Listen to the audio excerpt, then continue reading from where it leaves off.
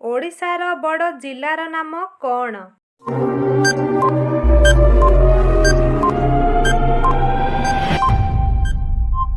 ମୟୂରଭଞ୍ଜ। ଓଡ଼ିଶାର ବଡ଼ ଗ୍ରାମର ନାମ କ'ଣ?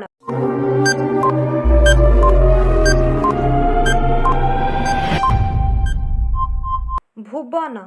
ଓଡ଼ିଶାର ବଡ଼ ରଥର ନାମ କ'ଣ?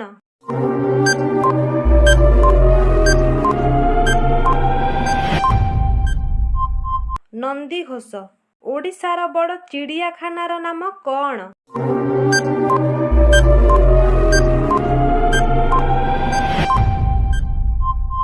ନନ୍ଦନକାନନ।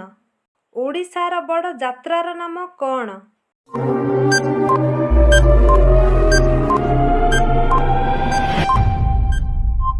ରଥଯାତ୍ରା। ଓଡ଼ିଶାର ବଡ଼ ଷ୍ଟାଡିୟମର ନାମ କ'ଣ?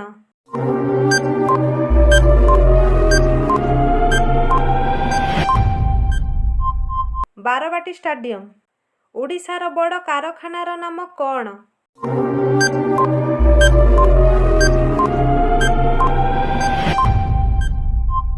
ଇସ୍ପାତ କାରଖାନା। ଓଡ଼ିଶାର ବଡ଼ ମନ୍ଦିରର ନାମ କ'ଣ?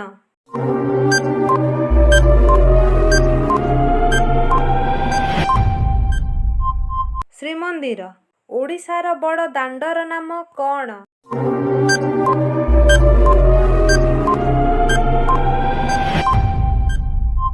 ପୁରୀ ଦାଣ୍ଡ। ଓଡ଼ିଶାର ବଡ଼ ଠାକୁରର ନାମ କ'ଣ?